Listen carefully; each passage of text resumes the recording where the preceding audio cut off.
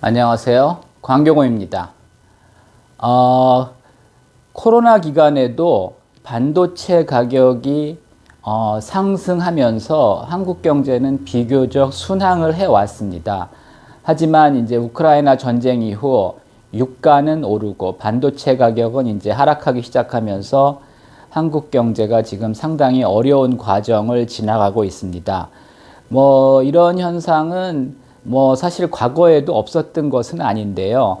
우리나라 경제는 잘 아시겠지만 수입은 이제 유가가 중요하죠. 그리고 이제 수출은 반도체 가격이 중요한데 이게 지금 둘 다 나쁜 상황입니다. 그러니까 유가는 오르고 반도체 가격은 하락하다 보니까 무역 수지는 적자가 증가하고 국민 경제 전체 매크로 경제도 상당히 이제 어려운 상황입니다.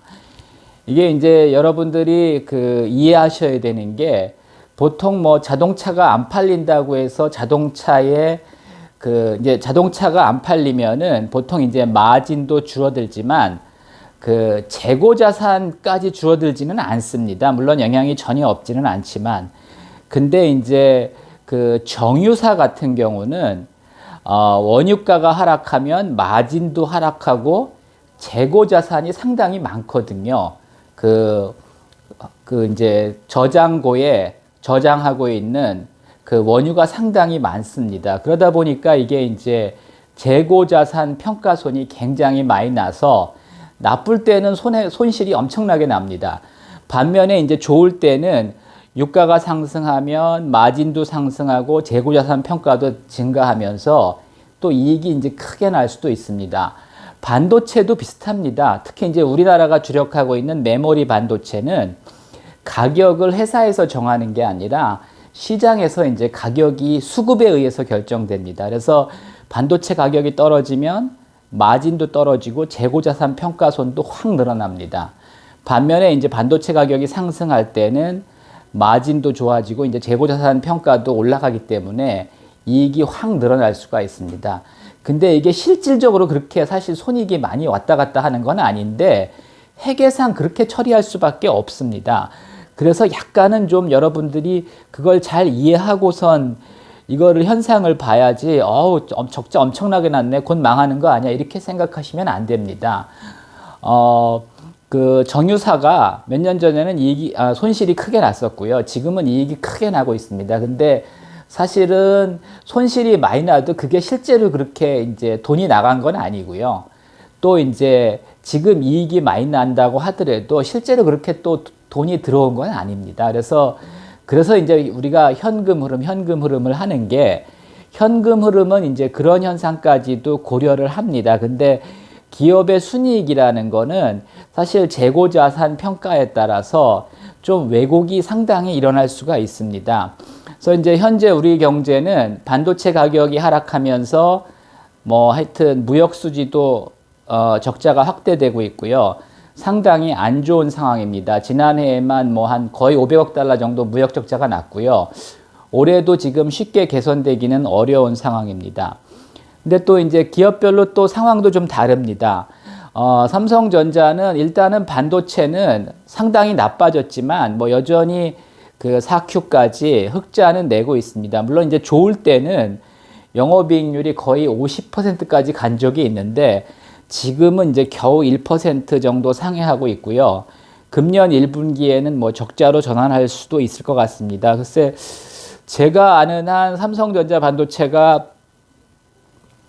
적자를 낸 적이 거의 없었거든요. 근데 이제 올해 처음으로 적자를 낸다면 사실은 굉장히 지금 상황이 과거 어느 때보다도 안 좋은 겁니다. 근데 1분기에 흑자가 날 수도 있고 적자가 날 수도 있겠지만은 하여튼 현재 상황은 좋지 않지만 그렇다고 너무 비관적으로 볼 필요는 없는 거고요.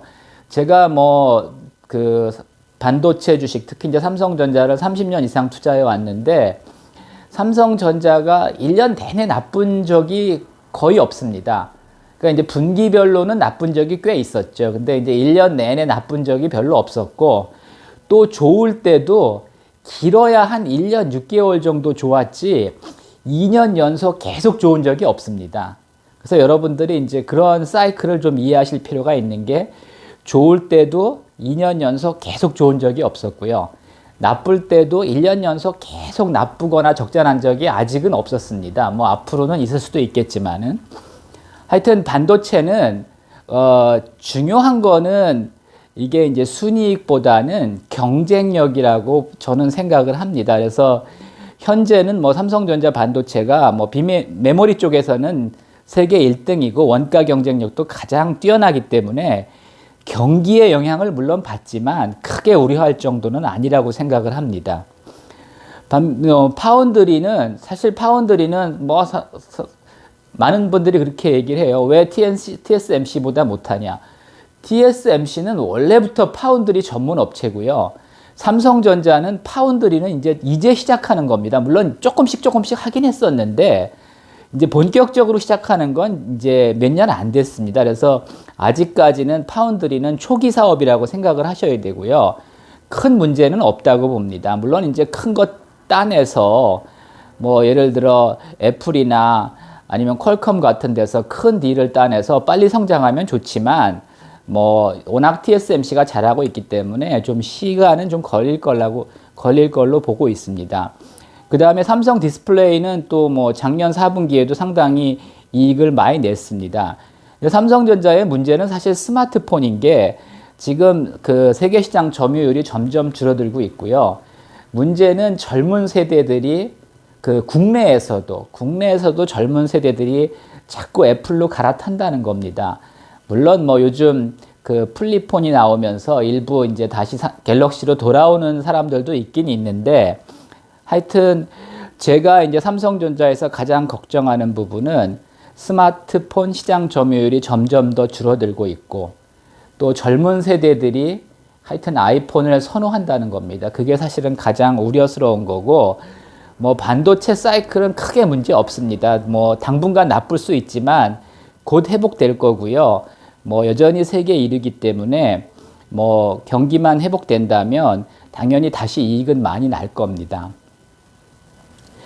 SK하이닉스는 4분기에 매출이 7.7조, 영업손실이 1.7조, 순손실이 마이너스 3.5조, 그러니까 순손실이 3.5조죠. 그러니까 이제 순이익으로는 마이너스 3.5조가 났습니다. 근데 하여튼 좀 적자가 심해지고 있고요.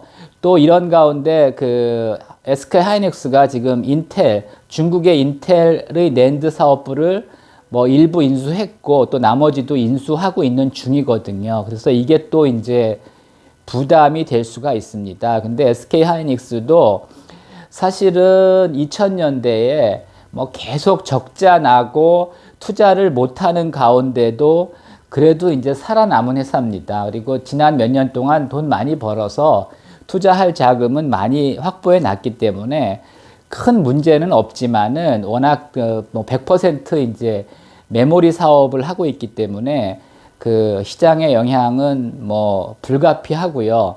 뭐 당분간은 뭐 적자가 지속될 수 있다고 봅니다. 하지만 진짜 산전수전 다 겪은 회사입니다. 그래서 이렇게 뭐 망할 염려까지는 없는 거고요. 뭐 하여튼 지난 몇 년 동안 2017년, 18년 뭐 그다음에 이제 20년, 21년에 상당히 돈을 좀 벌었습니다. 그래서 큰 문제는 없을 겁니다. LG전자는 이제 반도체 회사는 아니죠. 반도체는 뭐 다 떨어냈는데 하여튼 지난해에 매출 83조에 순이익 1.8조를 기록했습니다.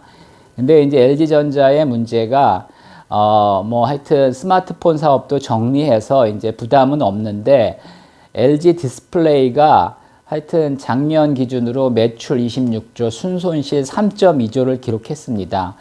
LG 디스플레이가 생각보다 그렇게 좀 순항을 하지 못합니다. 과거에도 뭐 흑자, 적자를 반복을 했는데 또 뭐 안 좋은 상황에 지금 빠져들고 있고 주가도 뭐 거의 사상 최저가 정도 수준에 와 있습니다. 그래서 LG전자도 별 문제가 없어 보이지만 사실은 자회사인 LG 디스플레이가 좀 문제가 있는 상황입니다. 하여튼 결론적으로 반도체 가격 때문에 한국 경제가 사실 어려운 건 사실이지만은 뭐 그렇다고 해서 이렇게 망할 회사들은 아니기 때문에 또 이제 이렇게 실적이 안 좋을 때 오히려 이제 이런 상황을 이용해서 베팅하는 분들이 늘면서 사실은 주가는 오히려 오르고 있는 그런 상황입니다. 그래서 하여튼 뭐 적자가 났다고 근데 오히려 주가는 오르니까 사실은 좀 이해하기 어려운 상황이지만은 그런 배경이 있는 겁니다. 참고하시기 바랍니다.